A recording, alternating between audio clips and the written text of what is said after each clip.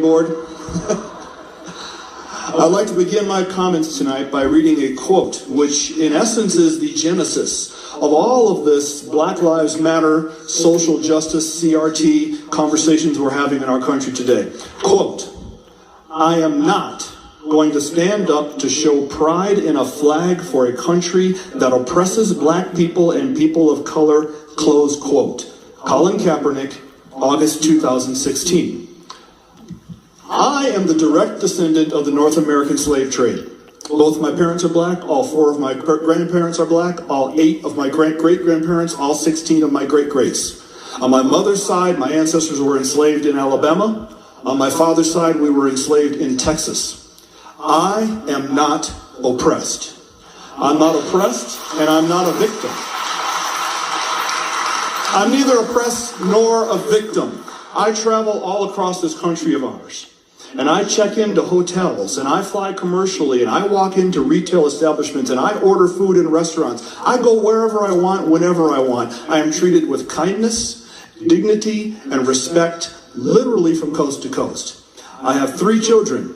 They are not oppressed either, although they are victims. I've taught my children they are victims of 3 things: their own ignorance, their own laziness, and their own poor decision making. That is all. My children, we are not victims of America. We are not victims of some unseen 190-year-old force that kind of floats around in the ether.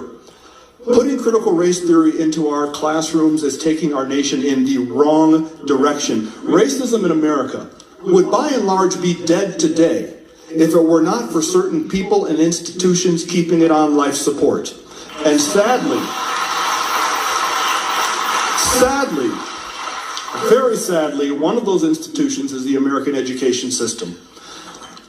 I can think of nothing more damaging to a society than to tell a baby born today that she has grievances against another baby born today simply because of what their ancestors may have done 2 centuries ago.